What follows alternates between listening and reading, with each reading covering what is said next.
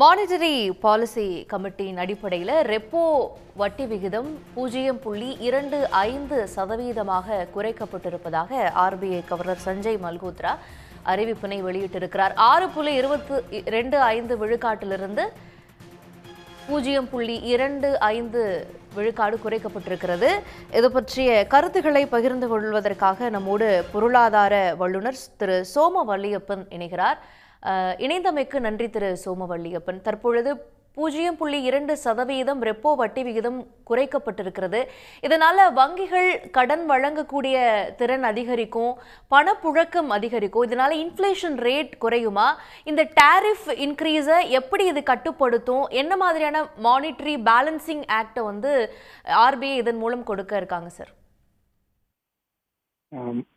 இந்த குறைப்பு என்பது சென்ற முறை அவர்கள் செய்ய ஆரம்பித்ததிலிருந்தே குறைக்க ஆரம்பித்திருக்கிறார்கள். தொடர்ந்து குறைப்பார்கள் என்று எதிர்பார்த்தோம். அதே மாதிரி இப்போ அவர்கள் குறைத்திருப்பது வரவேற்கப்பட வேண்டியது. முதல்ல குறிப்பாக உலக அளவில் அமெரிக்காவினுடைய புதிய வரி விதிப்பு முறை காரணமாக உலகமெங்குமே வர்த்தகத்தில் பெரிய பிரச்சனைகள், பொருளாதார சுணக்கம் வரும் என்பது போன்ற பல சிக்கல்கள் இருக்கிற நேரத்தில் இந்திய ரிசர்வ் வங்கி சரியான நடவடிக்கையை எடுத்திருக்கிறது. இன்னும் கேட்டால் இந்த 25% விட கூடுதலாக கூட அவர்கள் செய்திருக்கலாம்.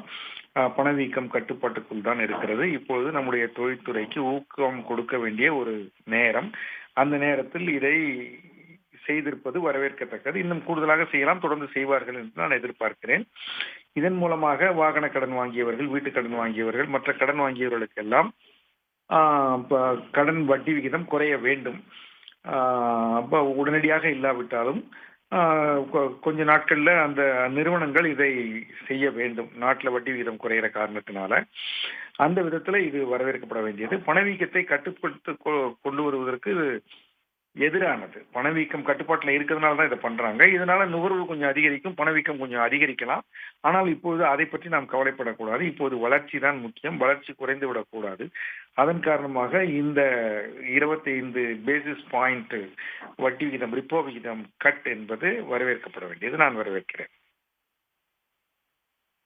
அதிகரிக்கும் அப்படின்னா அது ஒரு பாசிட்டிவ் இன்ஃப்ளேஷனா இருக்கும்னு நீங்க கருதுறீங்களா? இல்ல, அதாவது இப்போ வட்டி விகிதம் ரொம்ப குறைஞ்சதுன்னா மக்கள் பொருட்களை வாங்குவார்கள். அது கொஞ்சம் விலைவாசியை லேசாக உயர்த்தும். பணவீக்கம் ரொம்ப அதிகமாக இருக்கிற பொழுது மக்கள் பொருட்களை வாங்க மாட்டார்கள். அதனால பணவீக்கத்திற்கும் பொருட்களுடைய விலைக்கும் ஒரு தொடர்பு இருப்பதாக ஒரு தியரி உண்டு. அதன் அடிப்படையில் தான் நம்ம சொல்றோம்.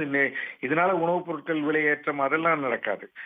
இன்னும் கொஞ்சம் கூடுதலாக வாகன கடன்கள் வாங்குவார்கள். அப்போ இன்னும் கொஞ்சம் விற்பனை நடக்கும். அப்ப இன்னும் கொஞ்சம் வேலை இழப்பு குறையும். அது போன்ற நன்மைகள் ஏற்படும். அதனால பணவீக்கம் என்பது ஒரே ஒரு எண் அல்ல. அது பல்வேறு பொருட்களை என்ன விலை மாற்றம் சொல்றது. அதனால நுகர்வு பொருட்கள் எல்லாமே வட்டி விகிதத்தின் காரணமாக விலைவாசி உயர்ந்து விடாது. இப்போ இன்னைக்கு 0.25% குறைச்சதுனால உடனே வெங்காயம், தக்காளி, பழங்கள், இனிப்பு எல்லாம் விலை உயர்ந்து விடாது.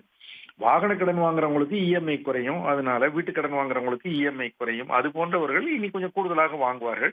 அதுவும் சேர்ந்ததுதான் பணவீக்கம் அப்படிங்கிறதுனால நாம் அது கூடும் என்று சொல்கிறோம். அதனால இதனால ஒரு பாதிப்பு பெருசா இருக்காது.